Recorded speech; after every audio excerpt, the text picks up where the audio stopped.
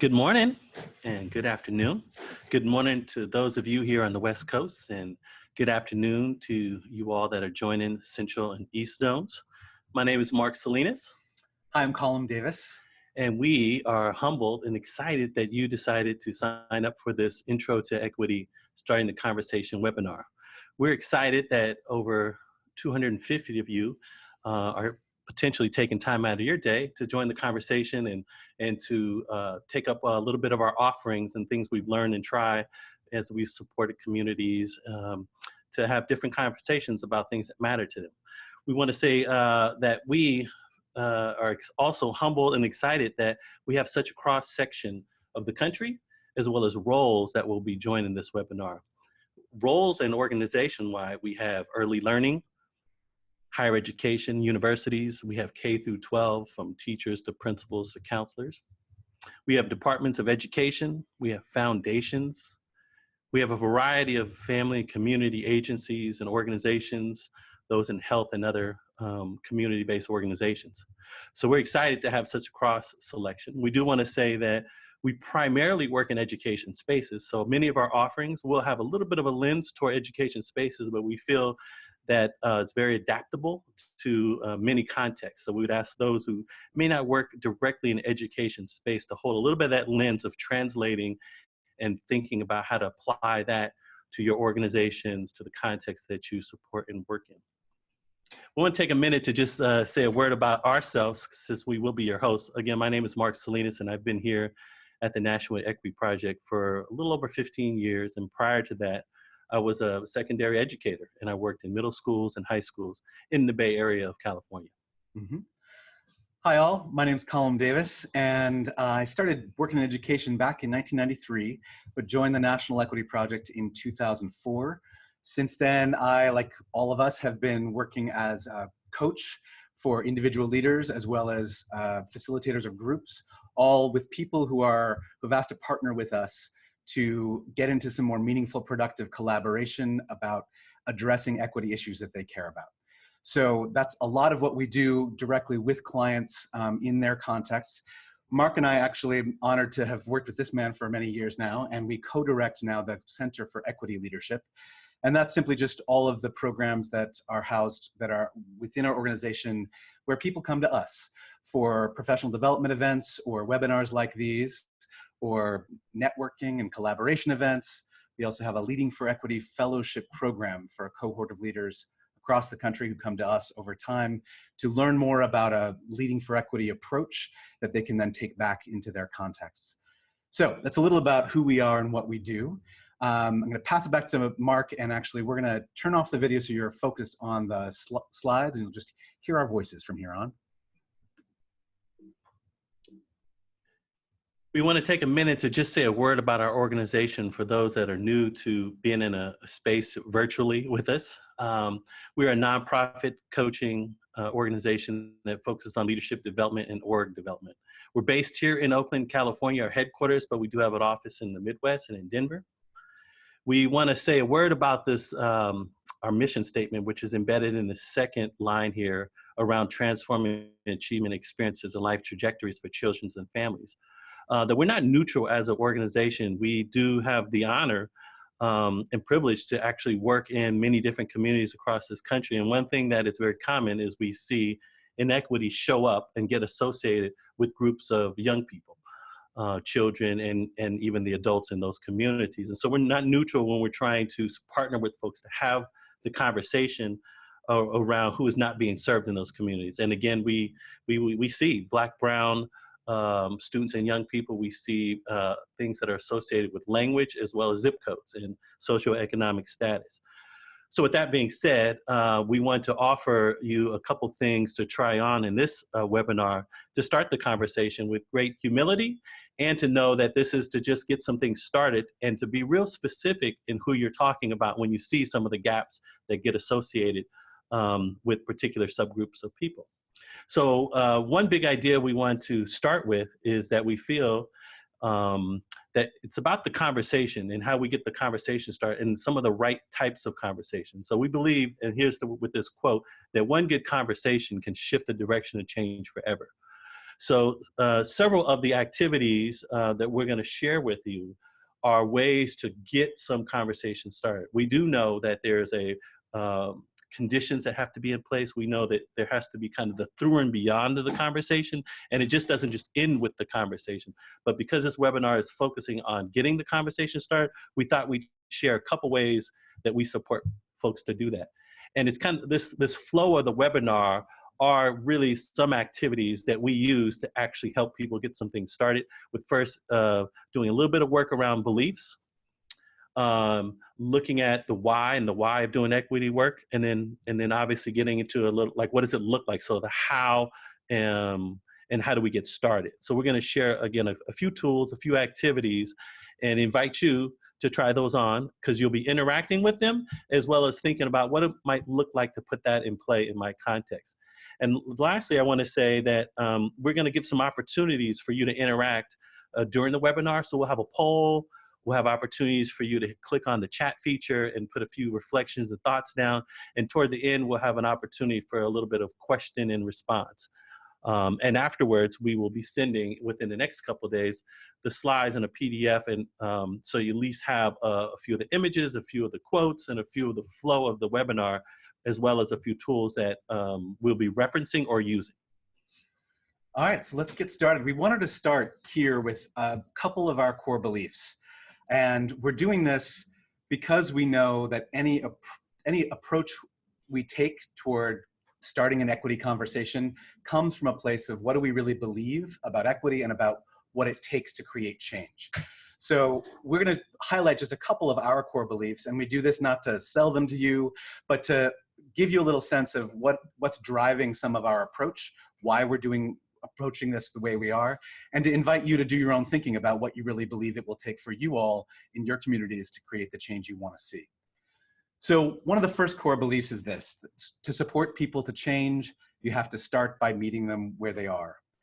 And this means a couple of things to us. One is that as we're trying to start an equity conversation and start to create change, we need to accept and expect that people are going to come to this conversation from very different places. They're going to be thinking about what equity means in different ways based on different identities, different lived experiences, different exposure to what equity means or how oppression may play out in our culture. So we need to accept and expect that, so that we don't start the conversation just assuming everyone's with us and getting frustrated when they're not, but actually starting from a place of accepting that. And secondly, really trying to find out where people are, actually asking people, what are you thinking? What are you feeling about equity work? Not just focusing on where we think they should be as much as we may want them because of the urgency we have to change, but really drawing them out to say, what are your thoughts and feelings, to be able to have people share and listen to one another about what people are thinking to begin to move forward together. That's one core belief. A second we want to offer is this: that achieving equity requires dialogue, and that sustainable change requires time and space for talking to one another, listening really deeply to one another, thinking, learning, and taking action together. That we want to approach this idea of starting a conversation knowing that this requires dedicated time for making meaning together. That we believe that equity work doesn't start with just a new mandate, a new initiative, a new program, but it's about making meaning together about what equity means to each of us, and to be able to come to some shared understanding about what inequities are playing out in our context and what we can do about that together. So we offer that as just two of our core beliefs. In a follow-up after this webinar, we'll be sending you a list of all of our core beliefs about leading for equity for you to just consider and think about what makes sense for you. We also want to say that those core beliefs lead us to starting the equity conversation with the idea of focusing on the why. That we believe that it's essential to start equity work by speaking to people's values and speaking to their heart. The image you see on this slide adapted from Simon Sinek, who wrote The Golden Circle and Start With Why. And we think it's really important that, again, in line with that idea that this is not just about a mandate, but about really engaging people and connecting them, that starts by speaking to their values, what they really care about. So to do that, sometimes we will start with a video. We sometimes use this video that features a writer and public speaker and stand-up comic, Michael Jr., who speaks to the power of connecting to each of our whys. So we're gonna ask you to take a look at this, see what you think. So you're a musical director? Cool. Yes, sir. All right, so let me get a couple bars of like Amazing Grace. Can you do the first part of that? Go ahead. Amazing grace, how sweet the sound that saved a wretch like me. Wow. That bro could sing, you know what I'm saying? All right. Now, what you give me the version is if your uncle just got out of jail, you got shot in the back when you was a kid. I'm just saying, let me see the hood version real quick, if you know which version I'm talking about. Just see if that exists. Let me see what you got. Amazing grace, how sweet the sound that saved a wretch like me.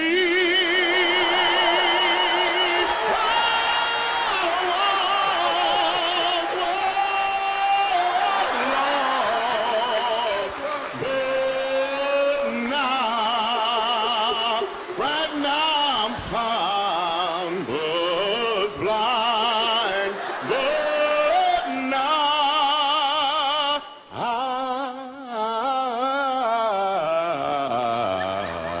I see.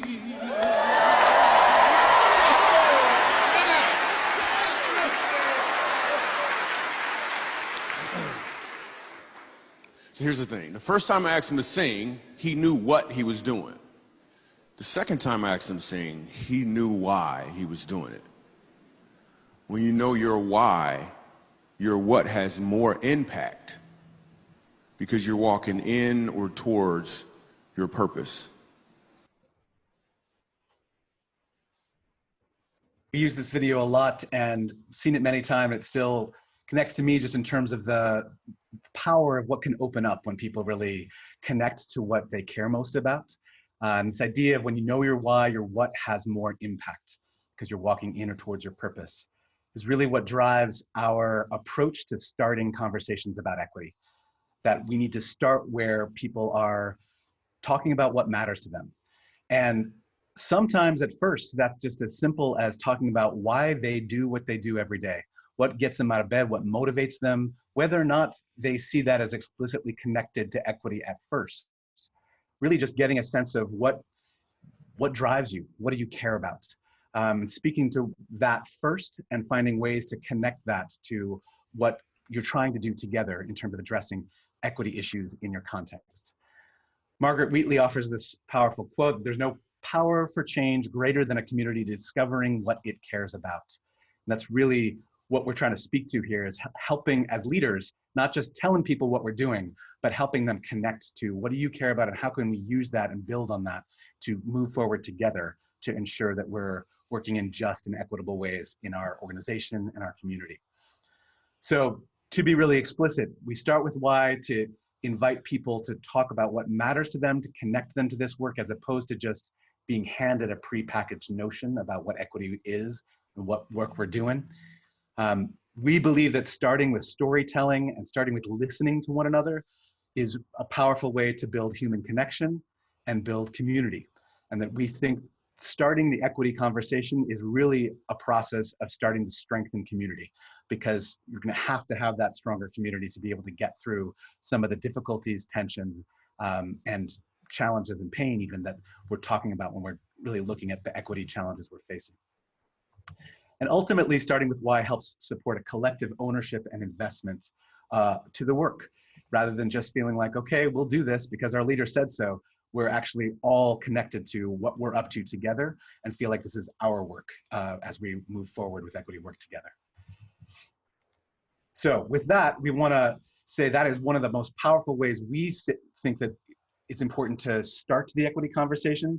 And as we connect people to why, we also have to connect people to the what we're talking about and what equity means to them. So Mark's going to take it from here.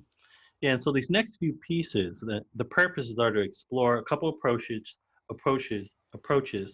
that allow us to play around with this notion of what equity means to me, what it means to us, and what we might start to pay attention to in our context. Because we notice, and we get, again, the luxury and the privilege to travel around the country, everyone is talking about doing equity work. We also hear a lot around DEI and diversity, equity, inclusion work, but everyone's talking about it.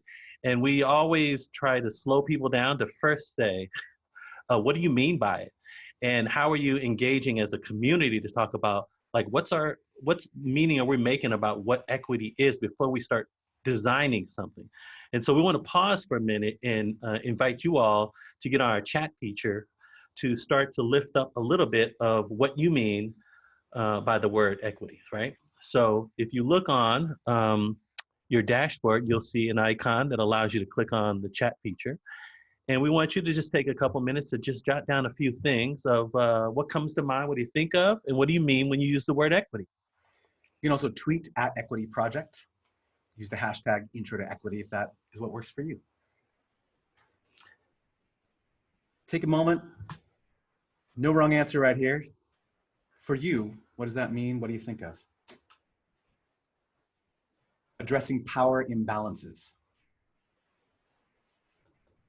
Removing systemic barriers. Everyone gets the support they need individually. I like this. Equity equals what each needs to be whole. Leveling the playing fields. Naming structural imbalances and finding solutions to remove them. Appreciate that. Work geared toward the elimination of disparity, disproportionality, or predictability. Everyone means that everyone gets to contribute to the playlist. Equity means being seen and heard. Redistribution of knowledge, access, and resources to change the face of power. Thank you for that. We'll take another 30 seconds and you can continue to write, or you can take a couple moments to read what some of your folks across the country are saying. Here's equity means the lack of deficits or chances I had as a young student of color, and now challenging the system to provide fair access to current students of color. Thank you for that. This tweet says, everyone feels welcome to speak and be themselves. Recognize students and the people in the building have differences from which the conversation can begin. I'm gonna call out this one, taking deliberate and thoughtful actions to address historical imbalances of power and access to resources. Appreciate that just acknowledgement that we're not just talking about what's happening right now, but how did we get here? So we're gonna give you some snap appreciation, and you can do that. You might be sitting by yourself, but give some snap love and appreciation to your colleagues from around the country, putting a few of their thoughts out. And just so you all know, you'll get not only the slides, but a text version of all of these tweets as well, so you can actually reference the expertise and brilliance that people are offering now. And to be completely transparent, we start here without first just giving you a definition, because we would say, don't just tell people what equity is. Don't hand it over to folks and say, this is what it's gonna be for us. If you wanna start a conversation where people have to invest their way in. So one way is to just do this, is actually have folks in pairs or trios start to talk about what does equity mean to me, with no wrong answer, and doing that in community. So for people can actually say it the way they need to say it. They may have to describe it, they may have to draw it. That's the starting place. And that's just another activity we do, and then we build out from there. We wanna actually get into another one. And before we start this next one around images, there will be 3 more that follow that. And so again, as we started with beliefs, we talked about why, we gave you opportunities to just surface what you mean by the word equity, we're now going to go into images, look at some commonly held views as an activity around that we have, responding to working definitions, and applying an equity lens in our context. And that's the flow from here out. So let's play around with this notion of images and think about how images can help start a conversation. So I'm going to show you a few images, 3, one at a time, and give you a minute to just take it in and look at what you see and try to make some connections to your context. There'll be images of things that literally might be in a park or somewhere else, and you're like, but what does that actually represent, that swing? And none of the pictures will be a park and a swing, but I just want to just use that as an example because I don't want to interpret the pictures ahead of time. But if you see a swing, you see a sandbox, that to say, oh, that sandbox represents this resource in our community, or that swing represents these kids, right? Or that slide over there represents this particular group. So start to make connections, and it's not a literal analysis of the picture because there's messages that the artists have, and we're not selling these pictures to you as this is what equity is, but they actually do have people, it stimulates a good conversation around, equality versus equity versus liberation versus any other way that you want to describe what it looks like in your context. So let me now give a first picture to you and invite you to take a minute to, what do you see? And what connections do you make to your context?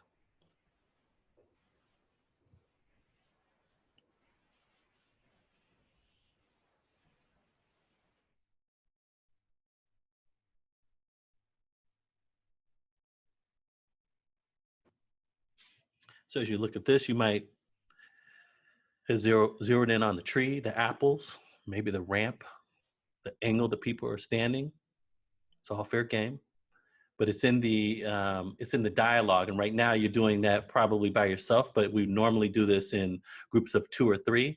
And the rich conversation that people have when they're pointing at the pictures and saying this apple and the person that can't grab the apple and this ramp represents this, that's the conversation we want to get started.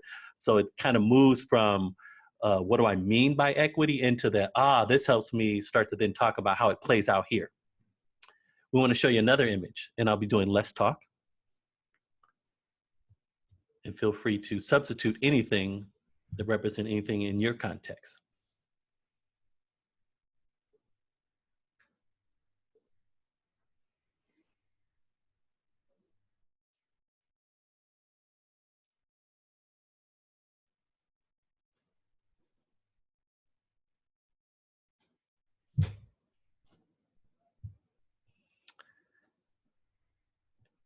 And I'm going to move in 10 seconds to one final image.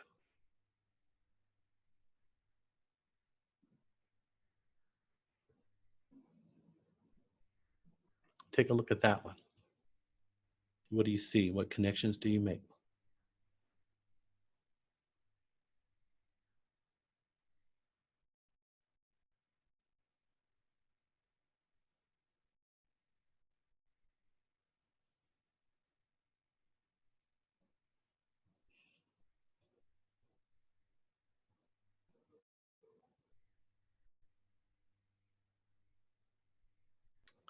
Going to pause you in 10 seconds.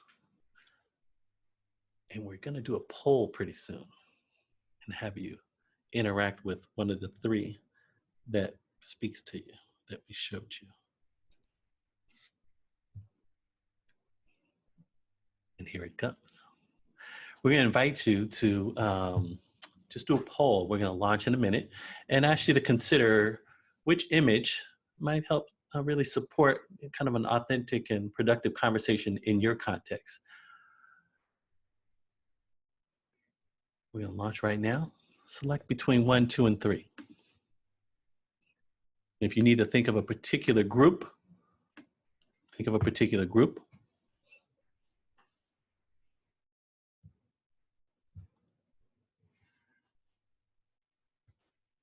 And we see image number 3 getting quite a few votes.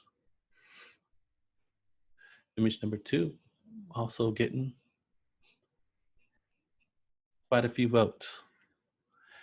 And some may have seen images of The young people, I'm assuming they're young people on the crates at the baseball field. That was one that has been circulated around probably at least a decade now to illustrate some or to help support some conversation.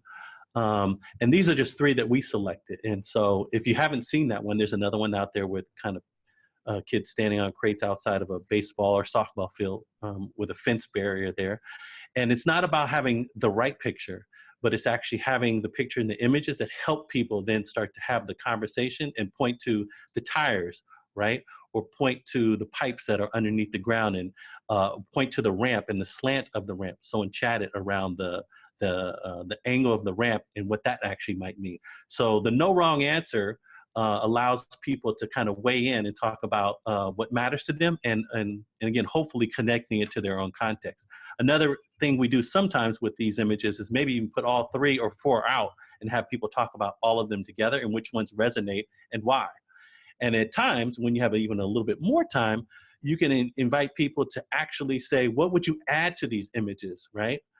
Which people usually want to do, but actually invite that. Right? Because these are just a few artists. And again, we don't sell these as this is what the image of equity or equality looks like, but it gets the conversation started. And we found that oftentimes when people, you allow them to give them a few supplies and something to draw on, they come up with some amazing images, and they do that in community, and they're getting more of a shared understanding visually or graphically around what it could look like in their context versus just only using words. So we're going to end that poll and say 60% we're on image 3. But again, you use what works for you. You use what works for you. Again, you will get these images post webinar. And we want to now just kind of close a little bit of this piece with saying that sometimes what comes up in the conversation about, so why are we doing this just for one group? Or sometimes we'll say it's like, there'll be some conversation that gets in the oppression Olympics, and we're trying to get people to pause, right? To say that we do have to be explicit and specific about targeting strategies, but do understand that there are mutual benefits that come from targeted strategies. And so this curb cut effect is a notion around understanding how just curb cuts, right, on the edges of sidewalks, targeting toward people with disabilities. 1990 Americans with Disabilities Act put some federal things in place, things like this, to actually target some strategies. And also some of the byproduct, the outcome is that people prefer that. And so a study in Florida showed that 9 out of 10 kind of pedestrians were kind of going out of the way to actually get to use and access curb cuts when they were available. We also see benefits that show up with folks on strollers, joggers, walkers, skaters, anyone carrying anything on wheels that's heavy that's approaching curbs. So it's not designed specifically maybe for those groups, but here is now a kind of an increased access, increased inclusion as a result of targeting particular strategies around equity and access.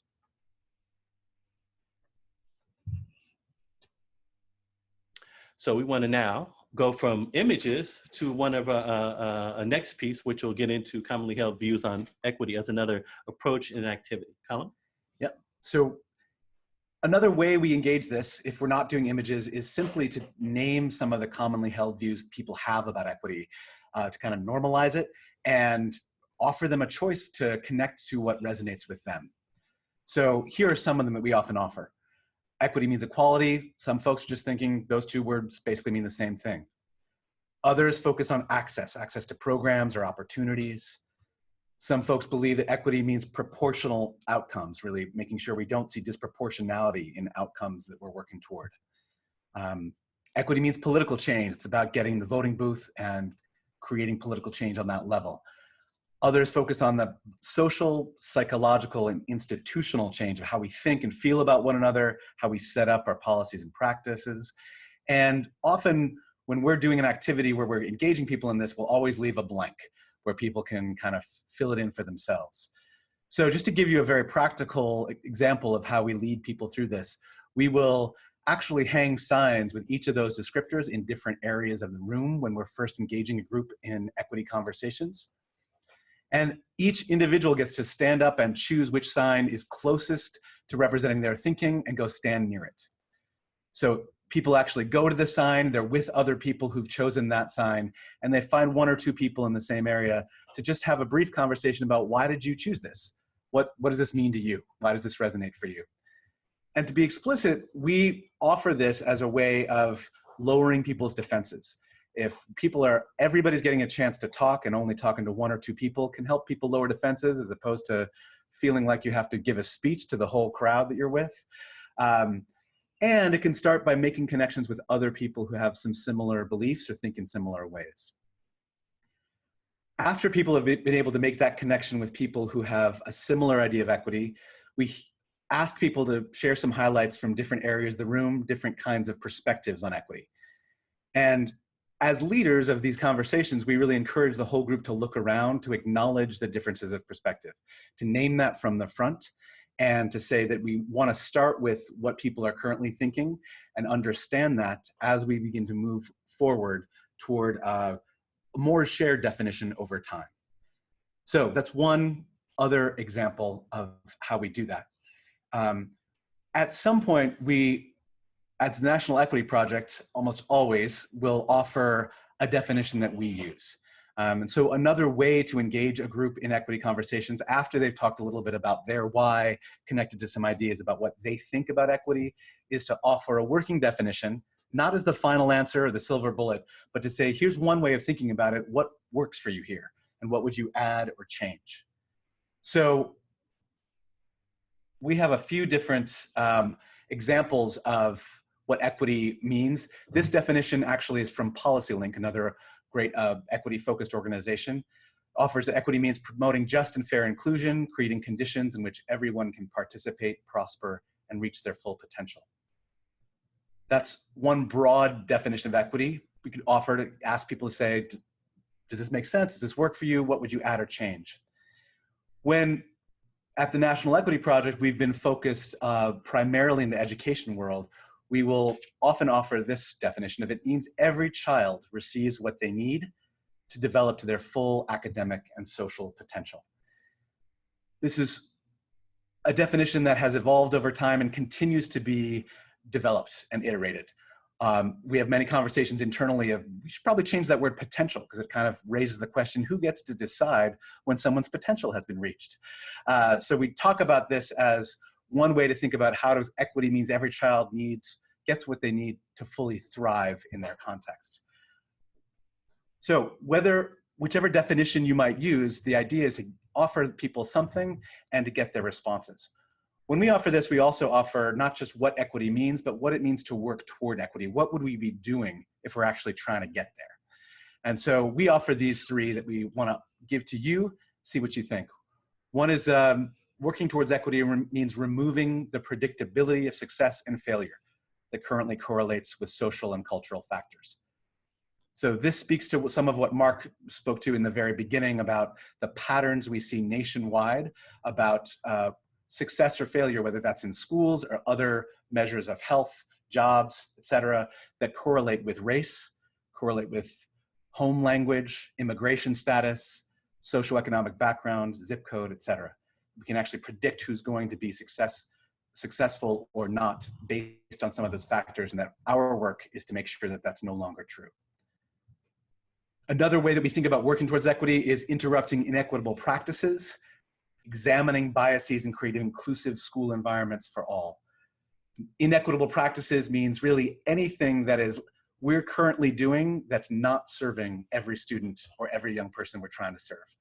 That we need to think about, how do we shift that, adapt that, layer that to make sure everyone gets what they need, as well as examining biases that we would hold that neuroscience tells us every human brain is wired for bias.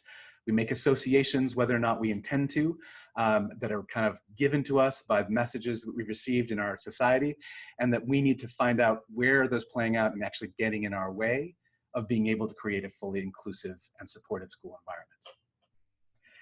And finally, we'd offer that working towards equity is about discovering and cultivating unique gifts, talents, and interests for every human.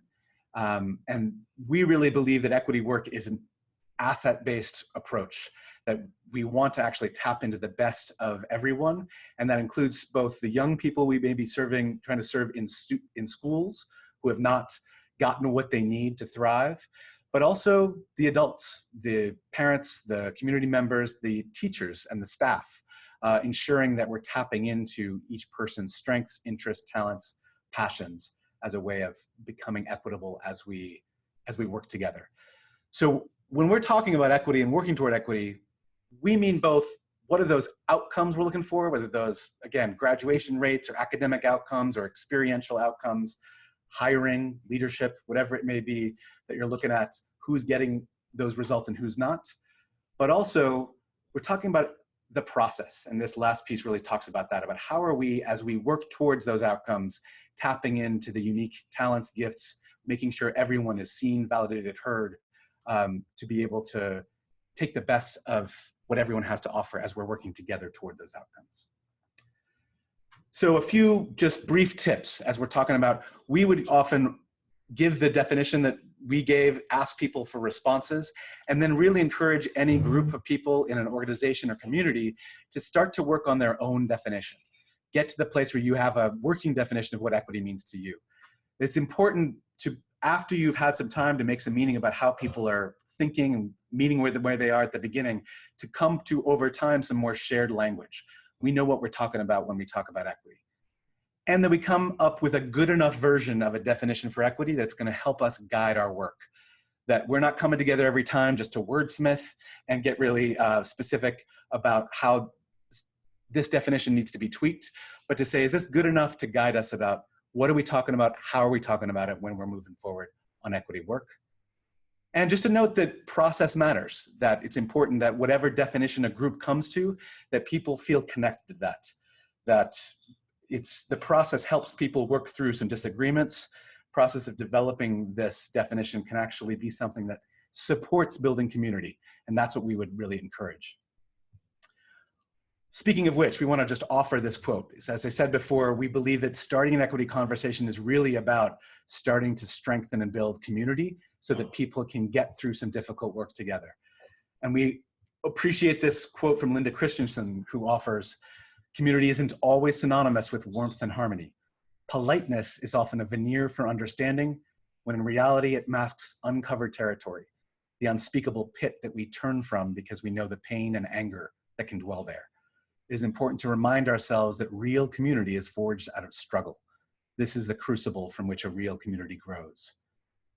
We offer this as we're thinking about getting this conversation started, that we're doing this in a way that's actually anticipating and working towards a community that will have conflict, will have struggle, and that our role is to support people to build trust and understanding over time to be able to get to a community where they can get focused on equity in meaningful ways together. All right, with that, I'll turn it back to my friend Mark. And for our final piece, which is around applying an equity lens, I want to say a word about this piece, that it's going to be framed around a particular tool and a set of questions to flex a lens, but it's all in service of having communities in a context have conversation about real stories and real things that are happening in their context, so they can invest their way into the problems they're trying to solve, versus folks just outside looking at, here's the problem, and then telling people here's the problem, and then saying, and you need to do something about it. That part of this is a way to flip the way in which folks are thinking about collecting information about what's at play. So this frame that we're going to offer in a set of some questions around an equity lens is really an example that's kind of tethered to education spaces. So I want to name that as well. And for those that are not in education spaces, again, to be thinking about the categories that you'd be kind of surfacing questions and really flexing a particular equity lens on as we walk through this tool. And we use the metaphor of a lens because it helps to describe, you know, some things that are maybe not as right at the forefront for us. And equity issues oftentimes are implicit. They're unconscious. They're clearly explicit outcomes and things we see, but some of the micro things that are contributing factors, you really have to pay attention to some of those contributing factors by really being intentional and zooming in on particular things. And so we want to offer that as a metaphor of applying an equity lens really takes intention.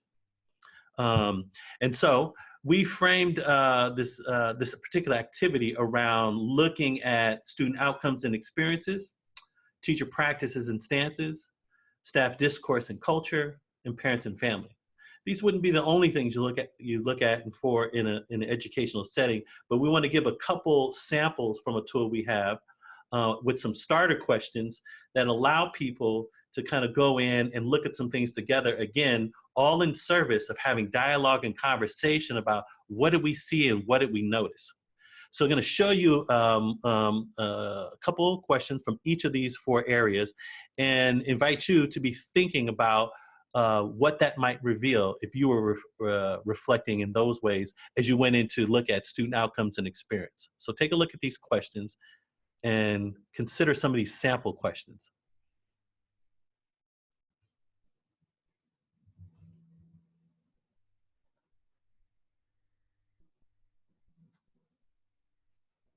Now, this first one here around, do all students feel seen, heard, and valued? This is where we have to not only just observe, but we have to listen.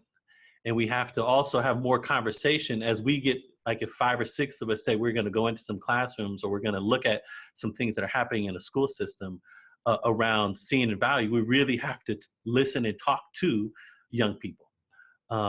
We have to actually see what kind of patterns emerge when we actually talk to young people or teenagers in terms of what they're saying about feeling seen and heard, and seeing, do we see any patterns that are emerging?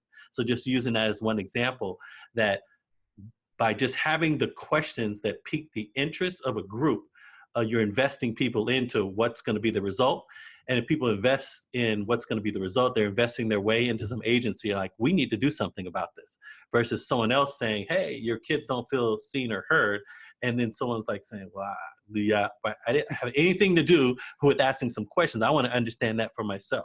I'm going to show you another kind of strand in a couple questions as we, and again, these are sample questions. The tool we're going to give you have more on there, and even the tool we give you should be expanded, but these are starter questions. Think about this from a standpoint of teacher practices and teacher stances.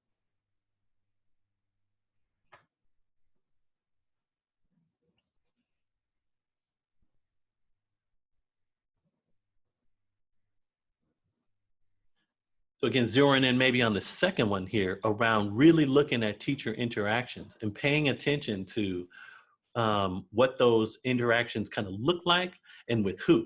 And when certain things are happening in a particular classroom, again, that surfaces some good data and some good information. The caution is to not go to a place of interpreting right away, making meaning, and even judging. Really, what are we seeing when we're going into classrooms and seeing around the interactions and with who? And again, if people on the front end are contributing to these types of questions and they're investing in wanting to pay attention to how am I interacting with different subgroups, when the results come in, it changes the conversation because you own that information and data. With no blame, no judgment, this is just kind of what is. Now, you do have to have some conversation about what to do about that, but the first is, let's talk about some things we're seeing. For this third, it's around staff discourse and kind of culture in schools. So just think of these 2 as a couple sample questions.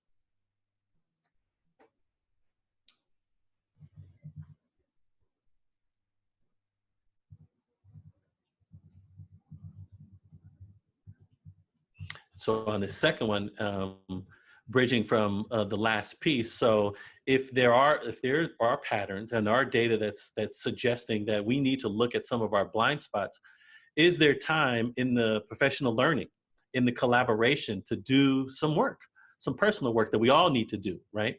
Around values and beliefs that actually might be impacting certain routines and practices I put in play, and how they may be interacting with different groups of students and parents and other adults in the building. Again, just a sampling of the types of questions. And we oftentimes, again, would suggest here's a starter set of some questions. And so you design your own in your context. What should you be paying attention to so you get real intentional around? You want to see, again, maybe some of the unintentional outcomes or unintentional experiences that people are having and what's connected to that. And last and finally, thinking about families, community members. Look at these sample questions and consider what that might reveal.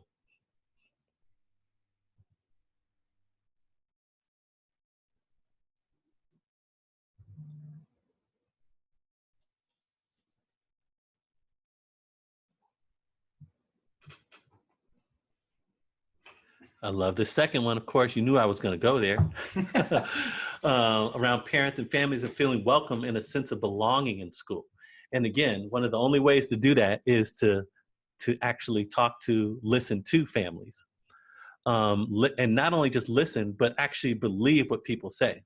And being mindful of when we catch ourselves saying, well, but we have all these things, they should feel welcome. Or we find ourselves trying to discount or explain away to a parent that they should feel a sense of belonging because of all these things. If they say, I don't feel welcome, if I don't still feel a sense of belonging, I don't feel valued, that's good data to then start to talk about, are we noticing patterns of that? And then that oftentimes leads to more action around really trying to understand what's at play. And more importantly, you start to get into this kind of co-redesigning around, well, what would it actually look like to have a welcoming community for you, right? So with that being said, as I said, a couple times before, start a set of some questions and this education focus.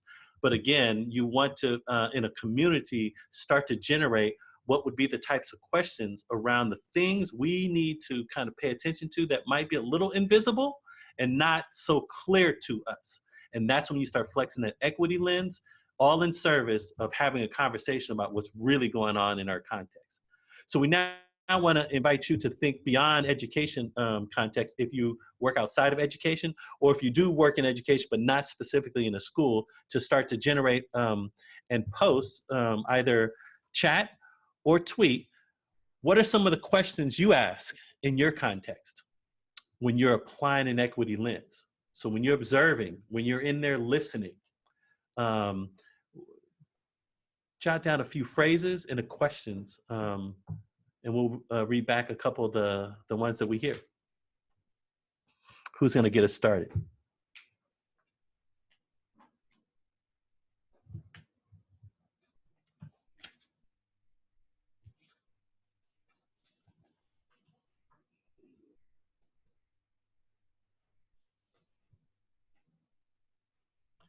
One, two, three, go.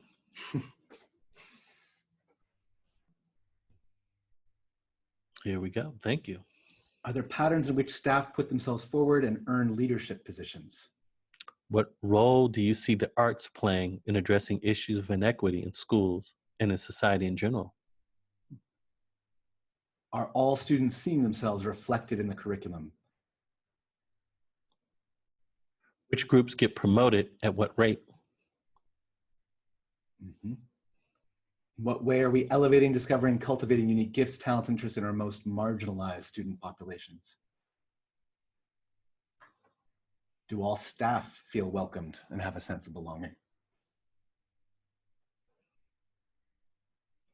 What is the makeup of your leadership team? Who is not represented? Appreciate that as something that's applicable to across sectors. What participation structures are regularly used in the classroom? Which students respond to which participation structures? Nice.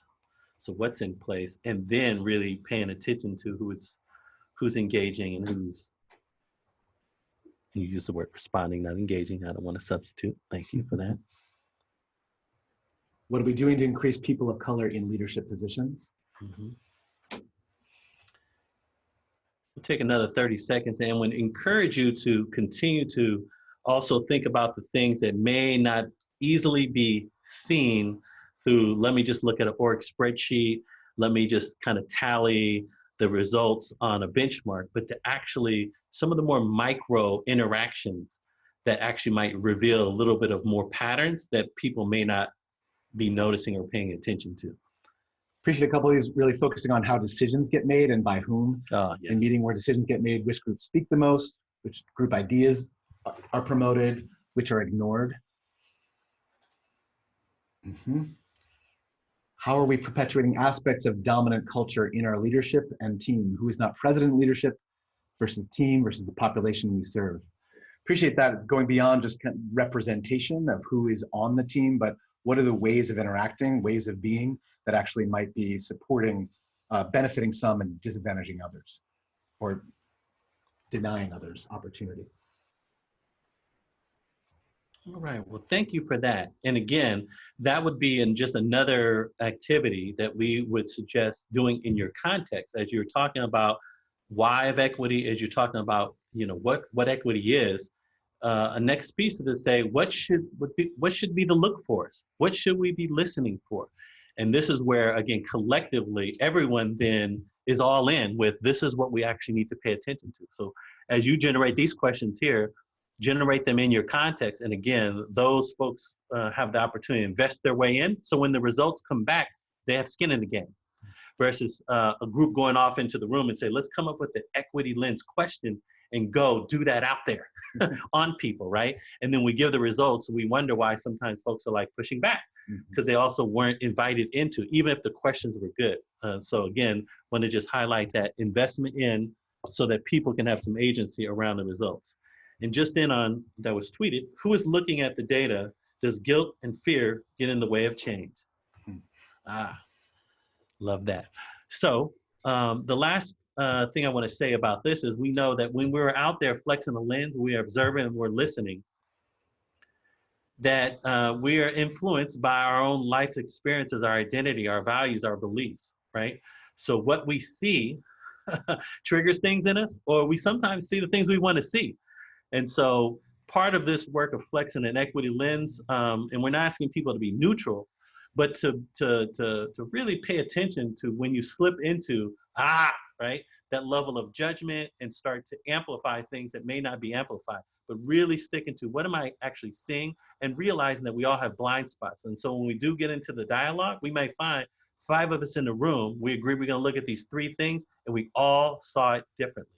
But how do we stay at the table and understand that how people are seeing it, it is a little bit through their lens that could be influenced by some values, assumptions, and their identity. And how do we still value that and push the conversation further? And so again, practicing that mindfulness and self-awareness is very important as you flex that lens, because you don't want to lead and say, like, I told you so, and I'm only going to look for this because this is what matters to me. It's really about a community. And you can put what matters to me in the mix, but the community has to also be part of that broader what matters to us.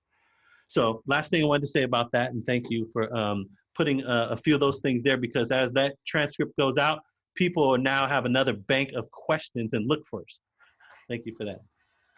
All right, we're coming to our final few minutes of the webinar, and we want to make sure we have some time to hear from you, just questions that have come up for you as you've heard anything that Mark and I have offered or what we haven't offered, that's kind of questions on your mind that you'd like to put forward. We want to take a couple minutes just to see what you're thinking, what you're wondering about, see if we might be able to offer any clarifications or additions to anything that we've put forward today. So either in the chat box or by Twitter, anything you want to ask out loud, any seminal text you can suggest for readings. Wow, there are so many things to read. I will say that we do have one of our foundational institutes, Professional Development Institutes, is called Leading for Equity. We're going to say a little bit more about that in just a minute. And the resource book in that institute has a variety of kind of key readings that have informed our work over time. But there's so many, I think it'd be hard to start with just 1 or 2. And context matters, obviously. Yeah, context matters. Anything But I do feel that I would say that partly, and this comes up in that particular institute, having people continue to read about how oppression plays out. And there's all kinds of readings and different things, but just how oppression plays out on all kinds of different levels for different folks, and really not only just the explicit, but the implicit ways that oppression kind of plays out. We found to be extremely useful when there's common text that has people talking about or activities like that, and to see that we've all been impacted to different varying degrees, but to really call out what is at play. So that there's some common ways in which we're talking about things that are different from being individual ways things are happening or institutional structural ways. Because the default will sometimes always go to some individual ways in which we're pointing fingers and just looking for a couple of bad folks who are doing bad things versus really looking at the systems and the structures. And sometimes the literature and pieces that actually talk about the ways in which oppression plays out in this country and historically often helps people then talk about how it's still playing out still to this day. I guess one thing I just add to that is that we definitely think that the foundation of having some shared understanding of the larger social political context we're in and how oppression plays out is essential to be able to even be engaged in the same kind of conversation. And there's often different kind of works that different folks need to do. So for example, we know that sometimes racial affinity work can be very important. And sometimes there's different kind of readings that white folks might be needing to do about white fragility or about how microaggressions play out that maybe everyone is reading, but there's a different kind of understanding that people need to have based on who they are, how they've been shaped by the larger society that we would want to support. Just as another tag on. You were to add? Well, I was looking and I see that some are already starting to put some resources and some books, titles and things. So continue with that. And again, context matters because we do, again, have a range of folks that might be looking at things that are kind of more at a system level of looking at oppression, some things right into the classroom where there's particular resources. And so. There's, how do you approach groups that just tell us what to do, especially in schools? That is a tough one. What we would offer is that sometimes there are people who see the problem and actually have the will to change, but don't have the strategies. And so if people have already fully understood what's going on and just need some kind of specific skills or knowledge, we would say getting to the point of specific in schools, specific culturally relevant pedagogy or whatever it may be that actually they can try some things and see how that works can be important. But the caveat we'd say is that often people start there without the full understanding of what actually is going on, without the full understanding of how are students of color actually experiencing this school and the teachers. How is my identity as a teacher, whoever I might be, impacting my work? So there's another level to make sure that people don't just try strategies and then default back to what they've always done because they don't fully understand why those strategies are important. But wanted to say about kind of figuring out where people are, what's their readiness, what's the conversation they can engage in, and are they ready for just try the strategy? If so, then go to it. And there's a tweet that came in, a question around how do you move equity in an organization when they feel they are equity minded, but it's not the case. And so I'm assuming the person that tweeted this kind of feels it's not the case. Well, one thing I would offer is that we also say equity is an outcome and it's also a process and an experience. And so oftentimes we will invite people to, here's another metaphor around looking out the window and looking in the mirror, that oftentimes people who are doing equity work are looking out the mirror. They got clients, they got folks that they're working on, say down, it's in our mission statement. We're down for equity, we're doing this work. But the way that they're interacting and the way that they're working together has all kinds of inequities. And so we'd say, hold up the mirror to yourselves in terms of how you're talking about the equity work, how you're in dialogue, how you're in a relationship, who you are even as an organization. What are your blind spots? So having a set of questions that push an organization to look internally, look in the mirror around how are we doing this work? Because it's easy to sometimes say, again, just because the nature of our organization is out there supporting communities, we're all equity minded, right? That's just saying one thing. But our practice and our lived experience, maybe the way we are interacting with each other and the kind of personal work we're still all trying to do in this work, are we doing that? So sometimes we find that that is another way for people to interrupt some patterns and to find some opportunities to continue to say, this is ongoing work, and we start with ourselves first.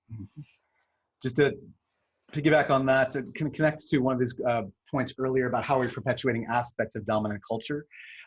We often have used the article by Tema Okun, White Supremacy Culture, that talks about certain ways of being that even sometimes equity-focused intended organizations actually operate in ways that are not equitable, not liberatory.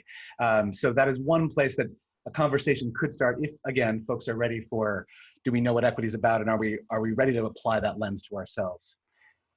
Thank you for all that. We're going to kind of close out here with just letting you know about some other opportunities to learn more. We have referenced earlier the Leading for Equity Institute, our signature professional development institute. And that is a place where groups or teams from an organization come together to begin to have the conversation about what equity means and how is oppression playing out in our context? How is it playing out for, again, the people we serve or within our culture as an organization? How is implicit bias playing out? How does that impact our work, et cetera?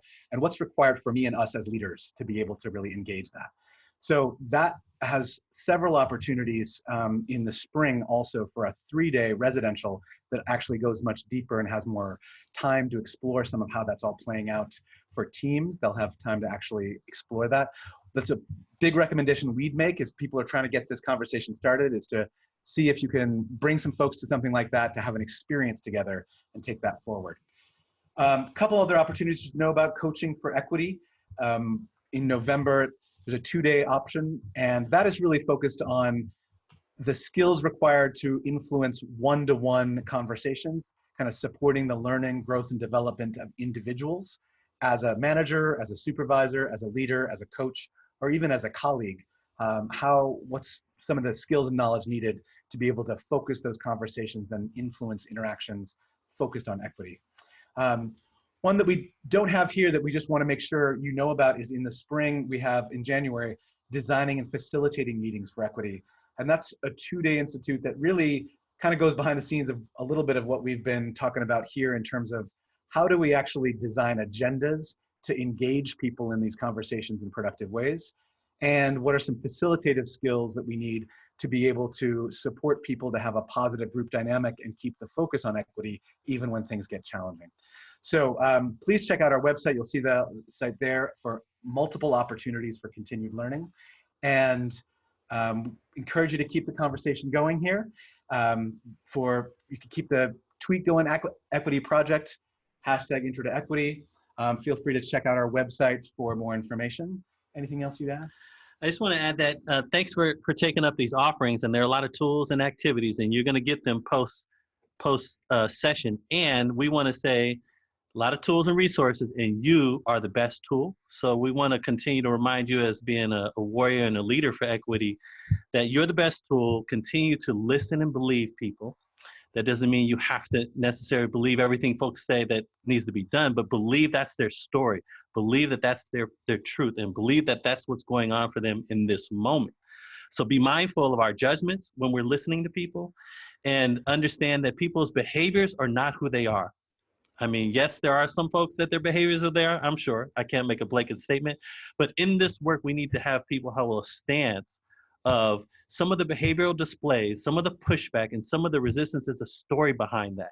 And part of our work is to actually continue to understand what people might need, or what it would actually take for people to shift some of their own behaviors, because it's not really who they are. So you could take it or leave it on that front. But we believe people weren't born into this world to actually wreak havoc and to do some of the things we see people doing when they're in distress. So with that being said, you're the best tool. We believe in you. We're humbled, and we know you're going to continue to stay in touch and do great things in the world. Thank you all for joining us today. See you next time.